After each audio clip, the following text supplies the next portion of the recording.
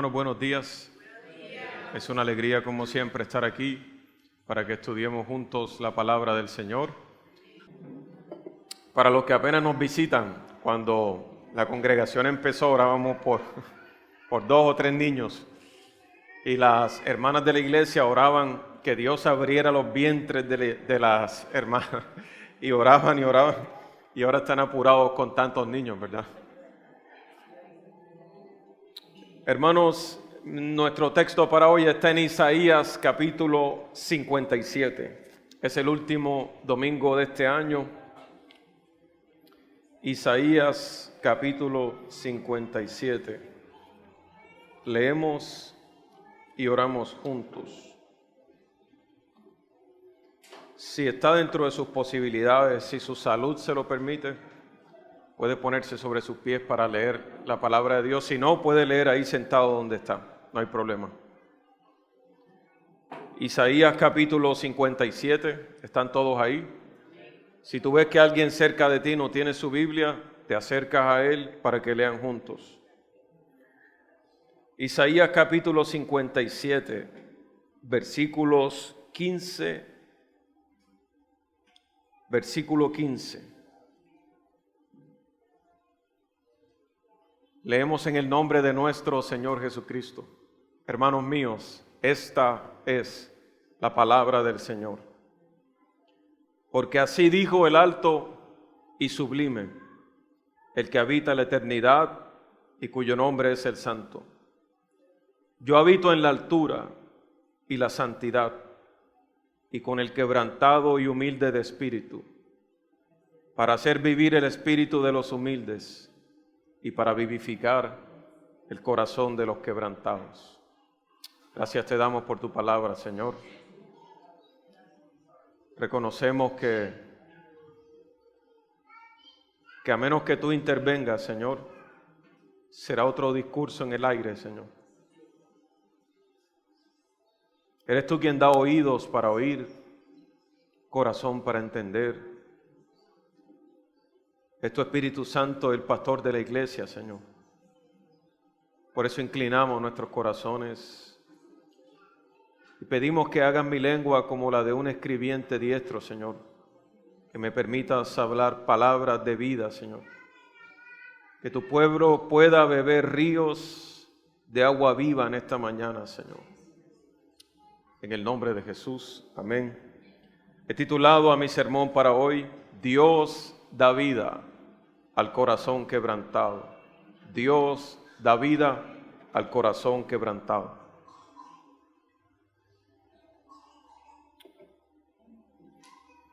Hermanos, ¿cómo puede ser Dios tan alto y tan humilde al mismo tiempo? ¿Cómo puede ser tan santo y tan perdonador? ¿Cómo puede ser tan impoluto y tan condescendiente, tan elevado y tan sensible con su pueblo? Hay momentos en la historia redentiva en que parece que los malos triunfan sobre los justos y la herida de los justos luce como una herida irremediable, como un dolor perpetuo.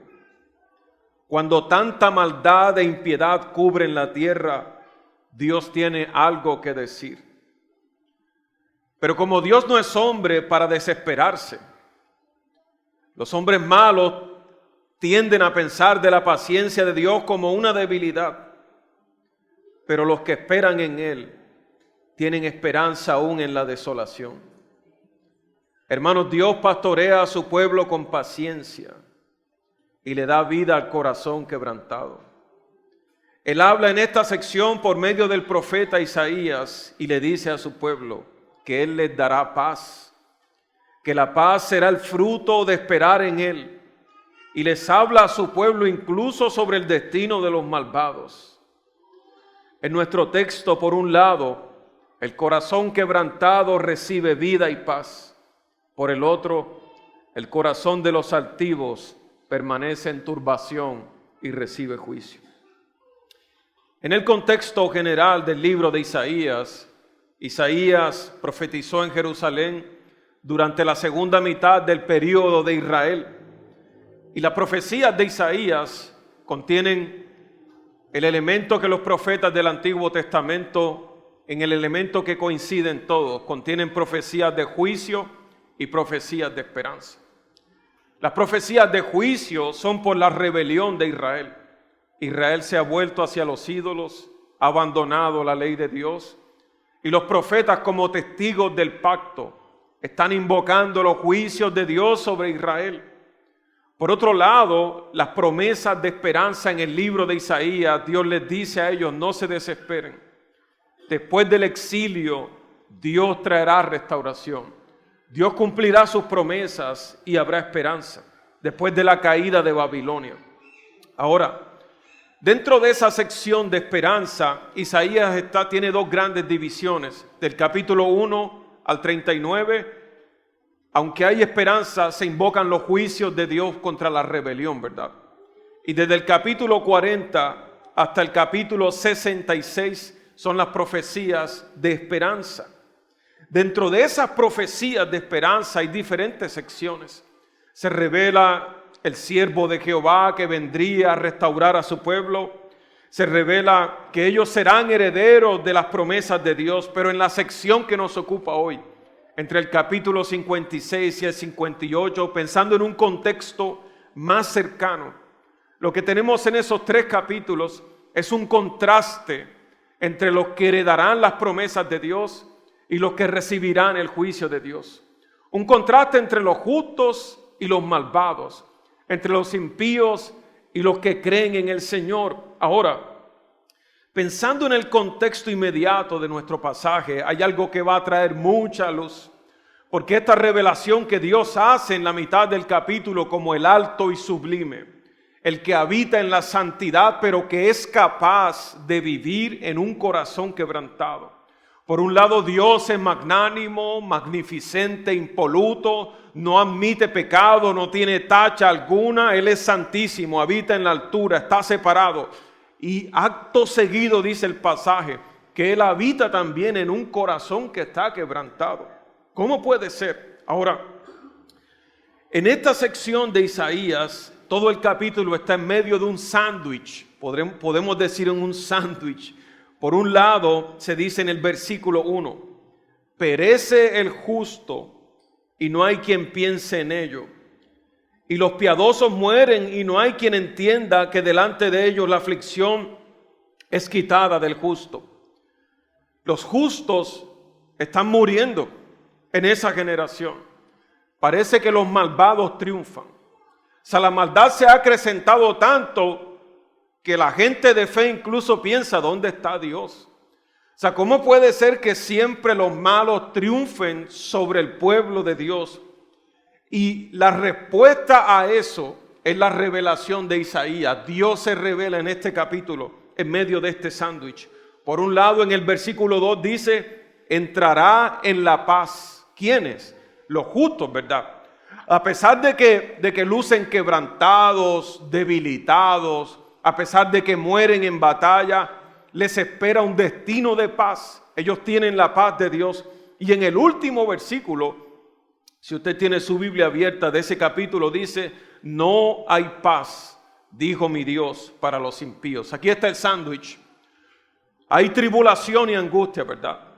Pero a pesar de ello, por un lado, los que parecen derrotados entrarán en la paz de Dios. Y al final, los impíos que parecen victoriosos y poderosos no tendrán paz. Y en ese sándwich entre los que tienen paz y los que no tienen paz está el contraste que Isaías presenta en este capítulo. Es un contraste, hermanos míos, que no es fácil de ver, pero que necesitamos meditar en estas cosas. Lo que tenemos en medio de esto es el contraste entre el justo y el impío y la relación de Dios con ambos. Porque todos los hombres se encontrarán con Dios. El Dios que se revela en la mitad de este capítulo se encuentra con ambos. Se encuentra con los justos y se encontrará con los impíos también. Dios profetiza un destino de paz para su pueblo, porque Él es el que da vida al corazón quebrantado. Ahora, ¿en qué consiste el contraste que Isaías presenta? No se pierda, para que me siga el hilo, por favor. El contraste es sencillo. El aparente ascenso del impío y luego su caída al Seol. El impío en el texto sube, presuntuoso, aparente. Le va tan bien que a veces los creyentes meditan y dicen, tremendo Señor, ¿vale? Al que hace lo malo siempre le va bien, ¿verdad? Cualquier parecido con la realidad es pura coincidencia, ¿verdad? Pero esos pensamientos a veces aparecen en nuestras mentes. Dice, Dios mío, ¿vale? O sea, ¿cómo es que tú estás juzgando las cosas? ¿Será que las cosas son al revés? Tenemos que hacer lo malo para que vengan bienes. Pero la lectura de Isaías 57 es el ojo de Dios. Es decir, es solo una apariencia de ascenso lo que los impíos gozan. Pero al final su destino es una caída terrible. Y en contraste con esto están los justos en el texto. Y los justos siempre están llevando del bulto, aparecen caídos, lucen debilitados, algunas veces más empobrecidos que los impíos. Pero ese aparente descenso de los justos termina en un levantamiento que Dios les da a ellos. Este es el contraste. El aparente ascenso que termina en caída versus la aparente derrota que termina en victoria. ¿Y qué es lo que hace la diferencia de ese contraste? El Dios que se revela en la mitad de este capítulo, el alto y el sublime, que da vida al corazón quebrantado. Ahora, pensemos en la rebelión que se describe aquí de los hombres impíos. Aquí la rebelión contra Dios en los primeros versículos se describe como la búsqueda de las cosas altas. Se describe como una relación apasionada y sacrificada. Isaías va a describir aquí a los hombres impíos como fervorosos por su maldad. Es decir, ellos no son tibios en cuanto a su idolatría, sino que la dan toda. O sea, van de lleno y profundo en adoración de sus ídolos. Isaías dice, mas vosotros llegaos acá, versículo 3, hijos de la hechicera, generación del adúltero y de la fornicaria, de quien os habéis burlado, contra quien ensanchasteis la boca y alargasteis la lengua. ¿No sois vosotros como hijos rebeldes, generación mentirosa, que os enfervorizáis con los ídolos debajo de todo árbol frondoso, que sacrificáis a los hijos en los valles y en los peñascos, hermanos? Esta gente está tan enamorada de sus ídolos que arden de lujuria por ellos. Y como la religión a Moloch, que al parecer lo que se describe aquí estaba vinculado con las orgías y relaciones sexuales, ellos arden de tanto deseo que donde sea que puedan adorar a Moloch lo hacen. Suben a cualquier cama en sentido figurado que Moloch les presente. Van a cualquier lugar y dan lo que Moloch les pide, incluso sus propios hijos. En el texto, Moloch les pide a ellos que sacrifiquen a sus hijos y lo hacen. Están súper apasionados con sus ídolos, entregados porque tienen toda la esperanza puesta en ellos.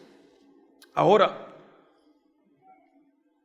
en el versículo 7 dice, sobre el monte alto y empinado pusiste tu cama, y allí también subiste a hacer sacrificio. Y tras la puerta y el umbral pusiste tu recuerdo. Y Dios les dice, ¿por qué a otro y no a mí te descubriste? Y subiste y ensanchaste tu cama e hiciste con ellos pacto.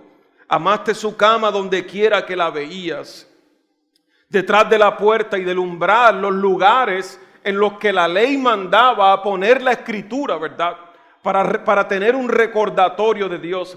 Estos hombres han puesto los recordatorios de sus ídolos en cada lugar de su casa para entregarse a ellos. Y Dios les dice, ¿por qué a otro, verdad?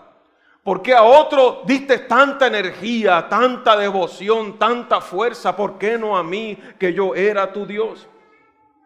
Y no solo eso, sino que confían en sus relaciones políticas. Y dice, y fuiste al rey con ungüento, y multiplicaste tus perfumes y enviaste tus embajadores de lejos. y te abatiste hasta la profundidad del Seol. A manera de hipérbole, Él les dice, estabas pronto para tributar a tus reyes. Enviabas ungüentos, perfumes, lo que te ofrecían, devoto de tus reyes humanos, poniendo tu esperanza en ellos. Y a manera de hipérbole le dice, mira, te rebajaste tanto como ir de la tierra al Seol. Lo que parecía para ellos un ascenso de los lugares altos, porque el sacrificio de ellos se daba en los lugares altos, no era otra cosa a los ojos de Dios que un descenso al Seol. Y esta es la tragedia del impío en el pasaje. Que el feliz va escalando sus montañas, ¿verdad? Mientras se aferra a sus ídolos, a sus contactos, a sus relaciones, a las promesas de sus ídolos de barro. Mientras se aferra a ellos y cree que asciende a los ojos de Dios, simplemente desciende tan profundo como ir desde la tierra al Seol. Y en el versículo 10 se nos dice, y de la multitud de tus caminos te cansaste, pero no dijiste, no hay remedio. Hallaste nuevo vigor en tu camino, por tanto no te desalentaste. Mira, el impío en su travesía en el texto, a veces se decepciona de sus ídolos, ¿verdad? Porque los ídolos son eso, son decepciones constantes. Sin embargo, él halla nuevas razones para vigorizar su relación con sus ídolos y seguir adelante. Él dice, es como decir, te cansaste de tanto caminar, pero no dijiste me rindo. Hallaste nuevo vigor. Estos sentimientos descritos aquí son parecidos a los descritos por Oseas en el capítulo 12, verso 8, cuando Oseas, por la prosperidad que tiene, decide que seguirá adorando a sus ídolos. Hermanos, la prosperidad en medio del pecado es un gran obstáculo para convertirse del pecado. Él siente la insatisfacción que le producen sus ídolos, ¿verdad? Pero la prosperidad que tiene alrededor del culto de sus ídolos, el aparente ascenso y la posición, no le permiten decir, renuncio a estas cosas para servir a Dios. Y la tragedia del impío es esta, mis hermanos, que en su ascenso desciende y se olvida que se encontrará con Dios, el Dios del versículo 15. El Señor le pregunta de manera retórica y le dice, ¿y de quién te asustaste? ¿Que has faltado a la fe y no te has acordado de mí, ni te vino al pensamiento? ¿No he guardado yo silencio desde tiempos antiguos y nunca me has temido? El Señor le dice de manera sarcástica, ¿verdad? ¿Y qué tan poderosos eran tus ídolos que frente a mí te asustaste y preferiste servir a ellos como cuando en una pelea uno busca la sombra del más rolú tú miras los bandos y tú dices, de este bando yo estoy más protegido que del otro. Y el Señor le dice de manera sarcástica, ¿y de qué fue que te asustaste? Que preferiste correr a ellos que a mí. Y el Señor le dice, no he guardado silencio desde tiempos antiguos y nunca me has temido. Y aquí la idea, mis hermanos, es esta, que la paciencia de Dios fue tenida por debilidad por el impío. Ese Dios es un Dios que no actúa pronto. Es demasiado paciente. Luce como un Dios débil al pastorear a su pueblo tanto tiempo, al tener tanta paciencia. No se muestra como un Dios magnánimo. Pero el culto de los dioses impíos seguía sin producir satisfacción. Y Dios le dice, yo publicaré tu justicia y tus obras que no te aprovecharán. Es decir, un día tendrás que rendir cuenta, le dice Dios. Y no te alcanzará la cobertura de tus ídolos para permanecer en pie delante de mí. No hay remedio. No hay remedio. Dios no será burlado en el texto. Los que subían descienden y serán traicionados por sus ídolos. Hermanos, esto será más o menos el grito que se encontrará en el infierno.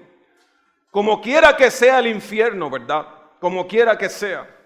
La tragedia del infierno no son las metáforas que tenemos sobre el fuego o sobre el gusano que nunca muere, no.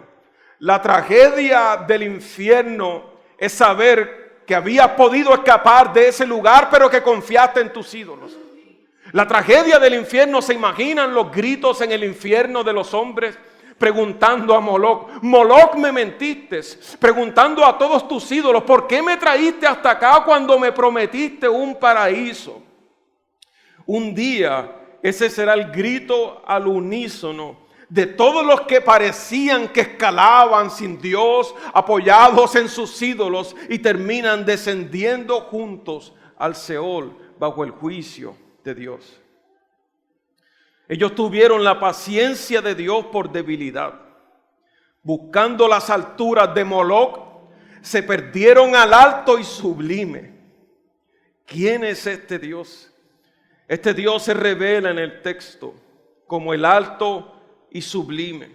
Es decir, el que habita en la altura y en la santidad, cuyo nombre es santo. El Dios con el que se enfrentarán ellos es el Dios que no admite cohechos. El Dios que vive en la verdadera altura. Pretendiendo ellos subir a las alturas de Moloch, descendieron fuera del monte de Dios. Ahora, uno pensaría intuitivamente que el contraste en el pasaje se va a revelar de la siguiente manera. Es decir, los impíos son tan malos, tan malos, tan malos, y los justos son tan buenos, tan buenos, tan buenos. Pero no es así, mis hermanos. En el texto, y para sorpresa nuestra, el contraste no se revela en la cantidad de pecados que tienen unos y otros. En el texto nuestro, el justo es tan pecador como el impío, pero Dios lo sana y lo quebranta. La diferencia en el texto entre el impío y el justo es que uno de ellos tiene a Dios por su protector y el otro no. Oh, gracias por el amén, hermano. Esa era la parte donde usted decía, aleluya. Mire lo que dice el texto. Este es el contraste. Porque así dijo el alto y sublime, el que habita en la eternidad y cuyo nombre es el santo.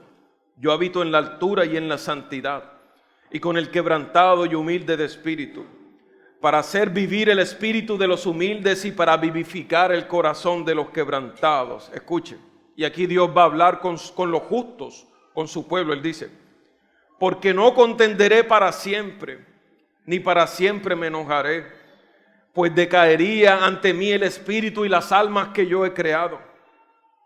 Por la iniquidad de su codicia me enojé. ¿Cómo? Y no está hablando de los justos, por supuesto. Y le herí y escondí mi rostro y me indigné, y él siguió rebelde por el camino de su corazón. Hermanos, el justo en el texto se escacha a veces.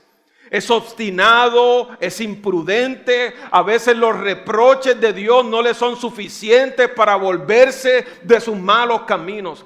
El justo en el texto a veces ni siquiera teme a las aflicciones que Dios le envía. Pero finalmente triunfa la misericordia de Dios sobre los que todavía, aunque continuaron en su obstinación, a pesar de sus caminos, Dios determina sanarlos. Por la iniquidad de su codicia me enojé y lo herí y escondí mi rostro y me indigné, y él siguió rebelde por el camino de su corazón. He visto sus caminos, pero le sanaré y le pastorearé y le daré consuelo a él y a sus enlutados. Hermanos, lo que hace la diferencia entre el uno y el otro es su relación con Dios. El justo a veces, desafortunadamente, camina como el impío. Y por eso todos los reproches que vienen sobre nosotros, ¿verdad? Y no son ustedes cristianos, por supuesto que somos cristianos. Por supuesto que somos cristianos.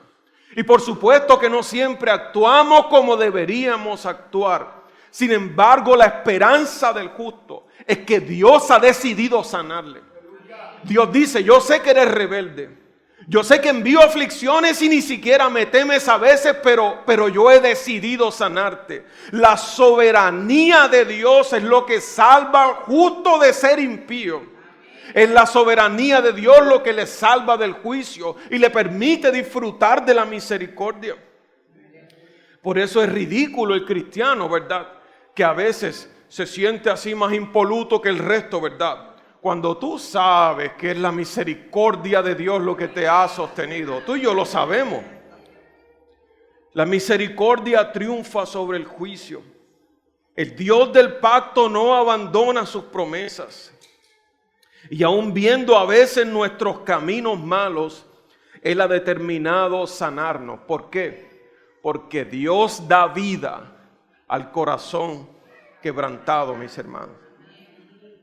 En toda su grandeza, en su santidad, el que habita en lo alto, el sublime, el que no admite cohecho, también vive en el corazón quebrantado. La diferencia entre el impío y el justo es la soberbia de uno y la humildad y la fe del otro. El justo sabe que está caído.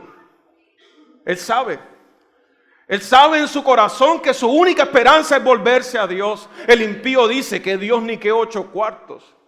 Pero el justo, aún en su proceso, a veces terco, recalcitrante, bajo la disciplina de Dios, bajo las aflicciones. Mira, el justo sabe cuando Dios incluso le envía aflicciones para disciplinarlo. Él sabe en su corazón que su única felicidad y esperanza de paz es volverse a Dios. En otras palabras, ninguno de ustedes podría ser llamado cristiano y permanecer en esta fe si no fuera porque Dios ha decidido soberanamente sostenerte. Mira, Él ha decidido pelear contra ti y vencerte para sanarte. Y a mí no me sirve ninguna otra clase de Dios, sino uno que no me tema. Uno que esté dispuesto a entorpecer mis planes y mis caminos con tal de regresarme al rebaño que asciende al monte del Sión. De nada me sirve lucir ante los hombres poderoso, impoluto, prosperado, en victoria, entregado a mis ídolos y descender al Seol, lejos de Dios. ¿Cómo puede ser que Dios sea tan alto y tan humilde, mis hermanos? ¿Cómo Dios ha revelado ese contraste de ser tan santo y tan misericordioso, mis hermanos? La Biblia tiene mucho que decir sobre eso. En Colosenses capítulo 2, versículo 9, se nos presenta al Señor Jesucristo como aquel porque en Él habita corporalmente toda la plenitud de la deidad. Sin embargo, en el versículo 13 se nos dice que ese mismo en quien habita la plenitud de la deidad, a vosotros estando muertos en pecados y en la incircuncisión de vuestra carne, os dio vida juntamente con Él, perdonándonos todos los pecados, verso 14, anulando el acta de los decretos que había contra nosotros, que nos era contraria, quitando de en medio y clavándola en la cruz. El Dios que se revela en el versículo 15 de Isaías nos anticipa, ¿verdad?, lo que Dios haría en Cristo, haría por nosotros en Cristo. En Él habita la plenitud de la deidad. Sin embargo, Él es el que va a la cruz para morir por nuestras rebeliones. Un pasaje que leyó mi hermano José el domingo pasado, Filipenses capítulo 2, versículo 6. El cual, siendo en forma de Dios, no estimó ser igual a Dios como algo que aferrarse. Es decir, siendo Dios, Él mismo es Dios. Y en el versículo 8 se nos dice de Él mismo que se humilló hasta la muerte de cruz. Es en este Dios en quien convergen la gloria definitiva y la humillación definitiva. Y esa es la esperanza del justo. No que el justo puede subir al cielo de Dios, sino que Dios ha bajado para buscar al justo y llevarlo con Él. Hermanos míos, si hay algún reflejo en las Escrituras del Dios de Isaías, capítulo 57, verso 15, es el rostro de nuestro Señor Jesucristo. En Él se revela esta aparente contradicción, ¿verdad? Esta perfección y al mismo tiempo esta condescendencia. Porque los hombres, entre más perfectos son, tienden a ser más altivos, ¿verdad? Entre más perfecto es un hombre, más altivo tiende a ser, y en Cristo es lo opuesto. Siendo el más alto, se hace el más bajo de todos. Segunda de Corintios capítulo 5, versículo 21. Segunda de Corintios capítulo 5, versículo 21. Al que no conoció pecado, imagínate, esa es otra manera de decir el alto y sublime. El que no conoció pecado, es decir, el que no tiene mancha, por nosotros ha sido hecho pecado. Es en este Dios que se revela en Isaías 57, nuestro Señor Jesucristo, en que el justo tiene esperanza. Esto nos recuerda la visión de Isaías 6. ¿Recuerda ese pasaje? Cuando Isaías tiene una visión en que ve a Dios y a los ángeles, a los querubines cantando, ¿verdad? La presencia de Dios es tal, su magnificencia es tal, que los querubines tienen 6 alas y con 2 cubren sus rostros, con 2 cubren sus pies y con 2 alas vuelan, y el coro de los querubines era: Santo, Santo, Santo, Jehová de los ejércitos, toda la tierra está llena de su gloria. Y a la voz de los que cantaban, los quiciales de las puertas se estremecieron y la casa se llenó de humo. Hermanos, el canto y la gloria eran tantas que los cerrojos del templo se rompieron. Y el humo descendió en la casa, porque el humo es para proteger a Isaías de la visión magnánima. Nadie puede ver a este Dios santo y vivir. Isaías dice: ay de mí, que soy un hombre, ¿verdad? ¿Cómo? De labios inmundos, que vivo en un pueblo de labios inmundos. Isaías no es mejor que los impíos de su pueblo. Isaías ve a este Dios, y este Dios alto desciende a Isaías y pone un tizón en sus labios y lo limpia. La visión contiene ambos elementos: la gloria de Dios y su condescendencia por Isaías. El Dios que se revela en esta profecía es el mismo Dios del que Isaías bebió misericordia. Este Dios se revela, esta esperanza, en él. Solo una página después, en Isaías 61, como el Señor al que ungió Jehová, dice: porque me ungió Jehová y me ha enviado a predicar buenas nuevas a los abatidos. Él trae buenas nuevas a los abatidos. Él venda a los quebrantados de corazón. Él publica libertad a los cautivos y a los presos apertura de la cárcel. El impío y el justo se encuentran con Dios en este pasaje, mis hermanos. Uno para condenación y el otro para sanidad. Si tu esperanza es subir al cielo de Dios porque tú eres más bueno que tus vecinos, te anticipo que estás en la tragedia más engañosa de todas. Nadie subirá al cielo de Dios por sus propios méritos, a menos que confíes en el Hijo de Dios, quien fue sin pecado y murió por tus pecados. Podrás ver a Dios al final. ¿Cómo puede ser posible? El resultado de este encuentro con Dios en el texto es que unos tienen paz y los otros no. Versículo 19 dice: produciré fruto de labios, paz, paz al que está lejos y al cercano, dijo Jehová, y lo sanaré. Dios traerá la paz sobre su pueblo, Él lo promete y lo anticipa antes que venga el desastre, ¿verdad? Y nosotros conocemos la historia y vemos cómo Dios cumplió sus palabras.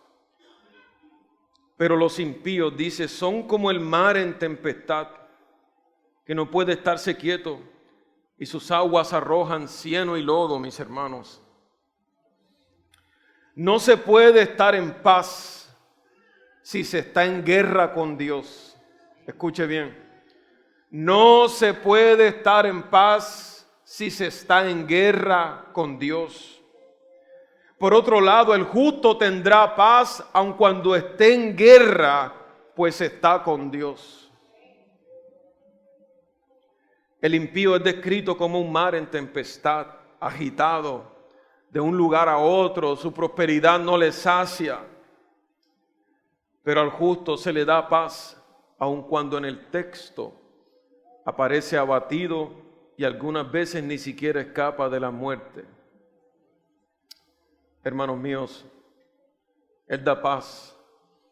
Él es el que restaura el corazón quebrantado. Escúchame bien. Él ha venido a sanarte esta mañana. Él decidió en el texto que luchará contra sus propios hijos para sanarlos. Él decidió en el texto que caminará por encima de tus rebeliones. Como el doctor que te persigue, ¿verdad? Porque conoce tu enfermedad y tú renuente a la medicina, el doctor te persigue, intentando sanarte. Escúchame bien. Él quiere sanarte en esta mañana. Él quiere darte esa paz que tú has extrañado por tanto tiempo. Seguramente estás luchando con muchísimas cosas. Y Dios sabe, Dios lo sabe. Pero la buena noticia es que Dios está de tu lado en esta mañana. En tu batalla, Dios está de tu lado del ring. Pero tienes que rendirte de una vez por todas. Es momento en este fin de año de inclinar las rodillas de una vez por todas. De rendirse. De saber que solo Él puede restaurarnos verdaderamente. Él es el que da vida al corazón quebrantado, mis hermanos. Para los que en vez de ir de victoria en victoria este año, parece que fueron de prueba en prueba este año. Parece que fueron de una prueba en otra, hermanos. Para ellos tengo esta palabra. Él te dará paz. Él te dará paz. Porque Él da vida al corazón quebrantado. Él es el Dios que te sostiene en medio de tus quebrantamientos.